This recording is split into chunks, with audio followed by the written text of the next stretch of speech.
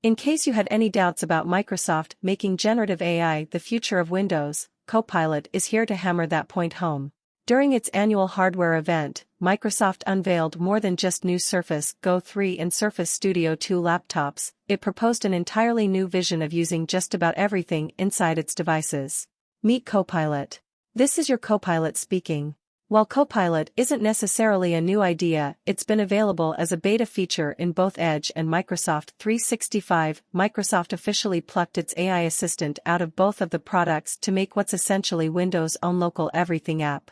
For the uninitiated, Copilot is exactly what it sounds like, an AI-powered chatbot that connects Windows users to the suite of new capabilities enabled by Microsoft's tight integration with ChatGPT. That entails a lot of things. For one, it brings ChatGPT's and Bing's generative capabilities to the forefront. Want to create a travel itinerary? Copilot. Want to compare two products? Copilot. Want to create an image for a party invite?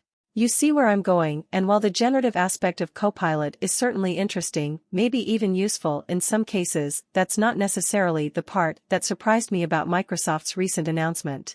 What caught my attention is that Microsoft seems intent on encouraging Windows users to turn to Copilot not just for research, web browsing, or image creation, but to orchestrate what they're doing locally on their Windows machine.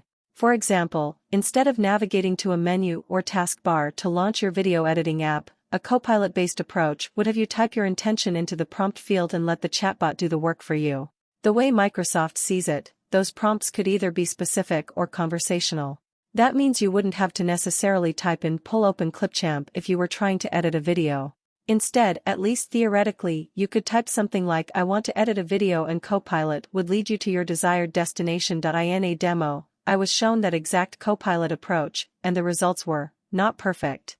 A demonstrator typed "I want to edit a video" into the Copilot box, and instead of pulling open Clipchamp, for example, Copilot started to rattle off different video editing software like Adobe Premiere.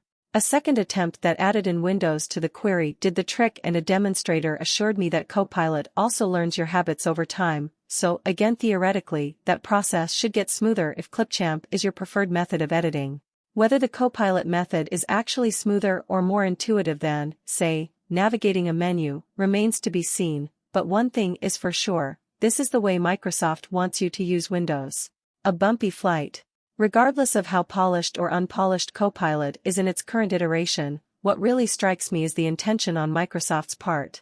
It's, of course, no surprise that it has continued to expand its use of AI across the entire Microsoft suite of software and apps. Bing, Edge, and 365 have all deeply integrated ChatGPT's capabilities.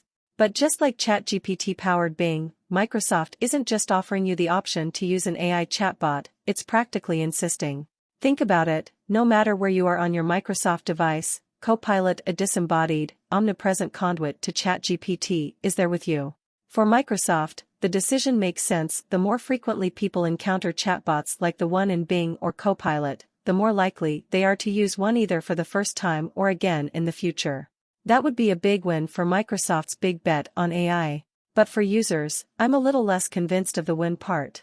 As we've said previously, a part of Copilot feels a little bit like the empty promise of the yet-to-be-realized voice assistant revolution. That's to say, a new emergent technology that was supposed to make navigating our overwhelming sea of apps and UI that much easier. And skeptical though I'm still rooting for Copilot. Maybe I'm too curmudgeonly to revel in the promise of being able to generate images from text on a whim or have AI edit my videos for me, but those aren't the possibilities that most excite me.